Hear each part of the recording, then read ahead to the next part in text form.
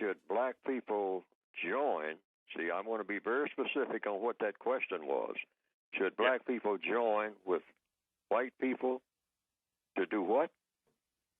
To address the wrongs that are being done to all people by these elitists and globalists. Oh, the white people of the planet don't need to join with black people to do anything. True. Because if you're white, all you have to do is just talk to your neighbors.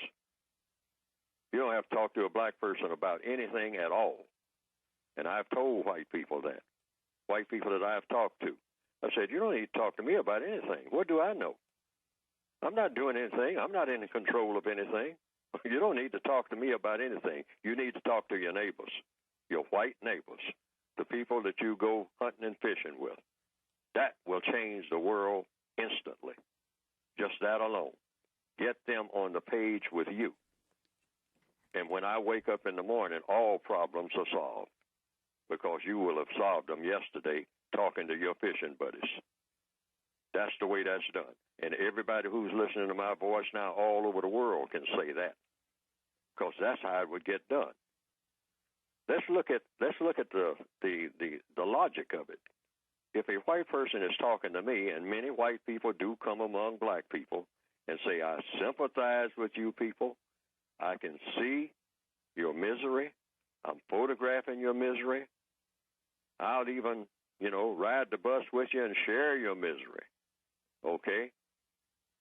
And, yes, it is miserable, and it is awful, and the situation is terrible.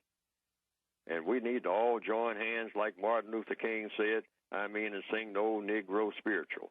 And I'll come into your church and help you do that. But no, that's one way of doing it, but that's the long way around. Because after you get through talking to me for 40 days and 40 nights, or 40 years, or 400 years, or whatever the number is, you still got to go and talk to your next door neighbor who is right over there with you, the people right there in your house you can start with if you're white. That's the way out of that. See, the white supremacists, they always do a little safari and come among black people and hand out a few cases of medicine, and everybody at the end of the day in the African sunset, they hold hands. And the white lady runs out, in her jungle gym uniform, and holds hands with black people and say, oh, I sympathize with you. Oh, let's all pray together that this world will change.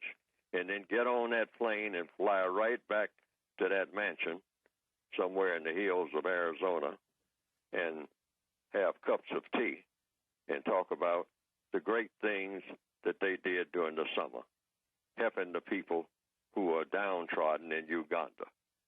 Enough already. Don't go anywhere.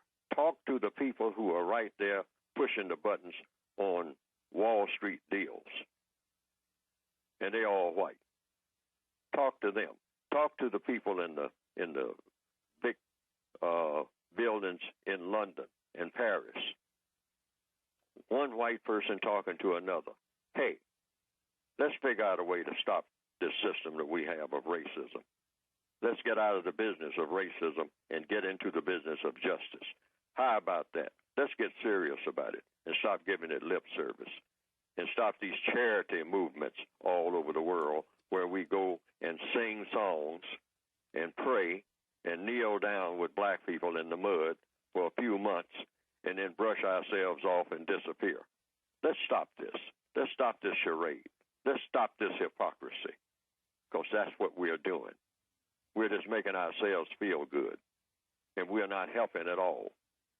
We need to put these people right where they need to be, and that is on an even playing field with us, and then stop playing, really, and start working toward producing the type of world that we're supposed to have and become universal men and universal women.